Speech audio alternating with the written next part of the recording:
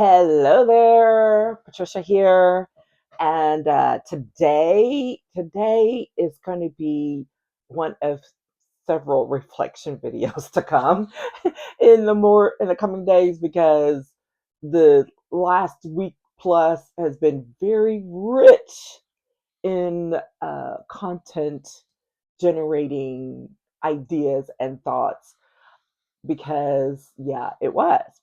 So for today, though, I want to talk about when your standards are higher than those around you, and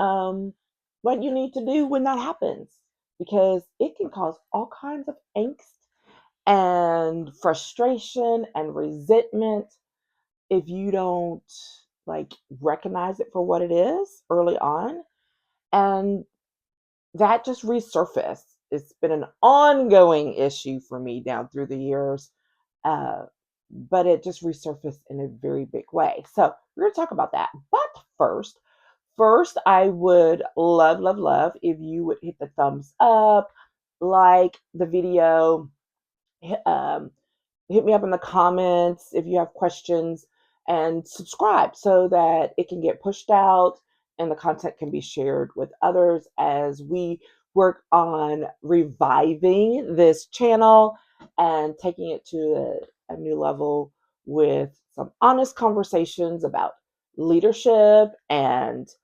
life and career growth and development and relationship building and self-care, all of those things wrapped up into one, particularly not just from a woman's perspective but for women's perspectives, because sometimes we got to make sure we're talking to each other, right? So that's what this is all about. Okay, all right, so here's the thing, y'all. Reminders come, and it would do you well to acknowledge it when those moments show up. That's the first tip. The first tip is be open to receiving the thing, whatever the thing is for you, when it shows up at your, mental door. Don't ignore it. Because when I tell you that, I think I think I was just like walking around my house and I was venting about something that had happened with a project that I was working on. And then this just slid right into my space, which was, you need to remember that oftentimes, your standards are higher than others. And you just have to take that into consideration. And I stopped in my tracks literally, because that is not a new thought for me. That's why I said it's circled back around. This is a revived thought because it has absolutely shown up in my work, in my volunteer, um, in dealing with friends and family, all the things. Right there, it has shown up down through the years, and it took me some time to really get to understand what that issue was, like what it was, because it would just create so much angst. I would be going, 150% on something, whether it's a project or planning an event or whatever the thing is. And if I'm going at 150, I expect the people around me to go at 150. And when they were not, then I was really confused. I was often confused, definitely frustrated, and built up a lot of resentment over time. And that resentment came as a result of my having standards and expectations, which I'm not going to get into the difference between those two here. I read something somewhere that was a fantastic, and I'll have to find it and maybe I'll remember to link it in. But making the distinction between the two, standards come from here, from you. Expectations are leading out to what other people, it's like, okay, this is what I want from you, or this is what I expect from you. And I, meshed the two, and I was like, if I'm going 150, you need to be going at 150, and I don't understand why you're not going at 150. And that led to a lot of frustration over time for me, and resentment, and building things up and creating stories in my own head about external, right? So the external of people who just aren't living up. It's like, what is wrong with them? Why are they not doing the thing? Like, who are they to cut out and go play for the rest of rest of the time while I'm still over here working? And I have a specific story for that. And then, or uh, just the angst that comes with that. And I have had to learn, sometimes the hard way and sometimes with reminders, like in recent times, which is like, number one, it's not realistic to expect other people to operate at the same level of standards that I do. I'm not saying that's an easy thing to do. It's way easier to say than to live. So adjusting that is like, it takes time. It's a journey. And clearly I'm not done with my journey there, because I had a major flare up this past week, and I'm like, whoa, whoa. Um, but that's that first thing. And then the other is, your standards are your standards. You do not have to drop your standards because others can't live up to them. Uh, oh man, there's so much here. But and I've never have. Like, I've not dropped my standards. I think certain things should be done in a certain way, and I, as best as I can, will finish that to achieve that goal. So if there's a vision I have for something um, to be completed, and do we have to make adjustments? Absolutely, all the time. The difficulty comes when the completion of the vision or getting the work done includes other people, and my faulty presumption that they're going to do the same, make the same efforts that it takes to complete the vision. And while everyone may buy into the vision, everyone is not on the same page on what it takes to accomplish the vision. That is the discrepancy point. That right there. You could have a full blown conversation about how this is supposed to go. The project, the event, the, I don't know, name the thing, name the person, whatever. Yes, we agree. This is how we want to get this accomplished. This is the goal. Cool. We see this 1, 2, 3, 4, 5. These 5 things need to be done in order to create this vision, in order to accomplish this goal. Great. We on the same page? Yes.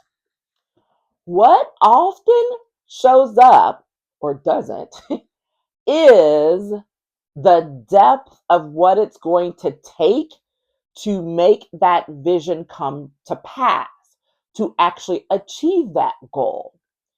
And my fault in previous times and recent times has been in not clearly laying out what the expectations are to accomplish that, right? That's external. And then saying, hey, my standards are this. I need for you to help me get there. Or if you can't, I need for you to tell me, right? So I'm taking ownership of that. I thought that I had expressed this in this most recent case, but I guess I wasn't very clear about it. And granted, there are other things outside of my control that affected what I wanted to do and how I wanted to get it done. And the depth of that did not hit me until we're like just deep in. And it was like, wow, okay. So I don't have these people or these resources. So now I'm going to have to adjust, which I'm very good at, adjust and honor the vision and the goal the best that I can, and then know when to say when. That's a problem for me. I acknowledge it because perfectionist Patricia shows up, and I am still a recovering perfectionist, but she shows up in those moments because it's like, but I really need to get this one more thing, or it really would be great if this could get finished. And so, but I think for me, I definitely reined it in faster and without as much irritation as I would have in the past. Now, there was angst, there was irritation, and I said some, not to be repeated words of, you know what? Hey, they don't care, I don't care. And I kept it moving because that was my when to say when moment, right? When to say when. And we have to know what that is for ourselves. And for me, I just had a reminder. I like, you still got some ways to go because I did not realize all that was still there. And I think that for me, it was because I have pulled back on so many extra things out there already over the recent years, for health reasons, for dealing with, kids living across moving them back and forth across the country, for college, all the stuff. There was a lot going on. And I was like, I have to say when, right? Because, certain things were being priority. And that was my family, my health. So pulling back, but that was still difficult for me to pull back.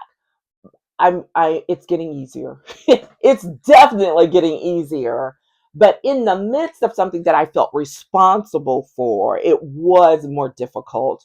And realizing was like, yeah, no, everyone was not on the same page on the steps it took to get the vision accomplished. And so that was where the breakdown happened. And I recognize it, and I'm like, okay. Now here's the thing.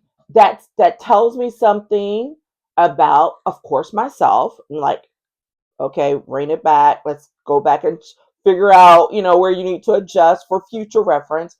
But it does also tell you something about others. Not necessarily it's like, oh well, they can't hang with me, so I'm not gonna be bothered. But it does tell you, it was like, oh, but they do have there's a cutoff, right? And everyone's not there. The ones who are there, they just show up and they just do the thing and they do whatever it takes to make it happen. And fine, we'll do that. But it's the reminder that that's not where everyone is. And when you approach and remember to approach a situation, um, an opportunity, or whatever it might be, with that in mind, that will help to minimize some frustration, some angst, and some resentment along the way. Now, again, I said minimize, I did not say eliminate. Because there's definitely a few moments I'm like, yeah, no, no, no, no. Few people don't get a pass. Some people don't get a pass. But it is a reminder, right? So there's learning to be done both internally and externally, and I recognize that. And like I said, I've recognized it faster than I have in the past. I mean, wins. We accept our wins wherever they are, big or small. Remember, that's my motto. Always celebrate your wins. So for me, the win was definitely being able to monitor my reactions because I'm like, this needs to be done, so I'm going to get this done. And then saying when, where, you just literally like, here, this needs to be done. I can't help you. I don't know. I gotta go. And that's not normally me, but when there's no one else and it's like, I'm still here. So here's the story that I was going to tell. Because one of the times that this came up for me professionally was when I was At the university system, it was just when the legislative session had ended. So people think, it's like, oh, there's nothing to do. Like, there's still tons to do when session ends because there are wrap ups that need to be written, there are reports that need to be created and communicated out, and follow ups, all the stuff. There's stuff that has to be done. And I remember clear as a bell, even to this day, that it was post session. It was probably, a few days into June, maybe even May, because session normally ends in May. But let's say June, early June. Um and it was after 5. It was after 5 o'clock in the office, and I'm sitting there still banging out reports, still um, trying to work on. I think I was trying to do legislative wrap ups on all the bills and stuff like that. And that's something that I was responsible for when my first job. I was responsible for doing the summaries of hundreds of bills and the wrap ups of what passed through and all that afterwards. So literally, I've been doing that since I was a baby lobbyist, baby attorney. So I take it pretty seriously because, like, that was my first gig, and when I did it there that first time, they're like, "Yeah, you responsible." So moving forward, like, this is a thing. So I'm up here knocking out, and I'm like, "Man, it's quiet." And I look, and it's 5 o'clock, like straight up 5 o'clock, not like 5:30, 5:45. No, it is straight up 5 o'clock. It's not a Friday. It's the middle of the week. And I get up out of my seat and I go to the door and I'm like, everybody's gone. Like, everybody in the office was gone. And I was like, what in the world? And I said, oh, okay. That's how we vote. Why am I working myself to the bone still? Everybody's gone. Everybody's gone. I went back to my office, saved my document, shut down my computer, grabbed my bag and my purse, and I left. Why am I still here? And it's that point of, my standards are to, like, do whatever it takes to make the thing happen. And so if I'm still pushing post session with these, but here's the thing, that's an internal standard for myself. Did I have to stay late to finish it? But there was a thing that I wanted to finish the way I like to finish it, right? Very high standards, high expectations for myself. But could it be done at 75% for everybody else and it be acceptable? Yes. That is the thing that really took me the longest to learn, which is my 100 and 125% is other people's 50. And that sounds snotty, but it's not. I've learned that lesson the hard way over and over. So sometimes I had to learn and remind myself that I can pull things back and people would still think it's fantastic. Now I'm thinking in my head, oh, but this didn't get done, this didn't get done, this didn't get done. And they're like, oh, this is so great. How did you do? And I'm like thinking about everything that didn't get done because, hello, perfectionist is rolling around in my head.